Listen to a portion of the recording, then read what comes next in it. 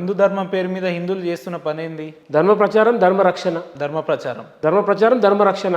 ధర్మం అంటే ఏందని అడగండి. వినాయకుడిని పెడతాం కదా మనందరం, 9-10 రోజులు పూజ చేసుకుంటాం కదా. రోజు సాయంత్రం అక్కడ ఎటువంటి పాటలు పెట్టుకుంటున్నాం మనం, ఎక్కడ ఏం చేసుకొని పోతున్నాం, అదా మన సంస్కృతి అంటే? ఒక్క నిమిషం. అటువంటి వాళ్ళకు కూడా మనం సమానం చెప్పే స్టేజ్ లో మనం ఉండాలి. ఒక్కసారి మీరు ఇక్కడ ఆగండి.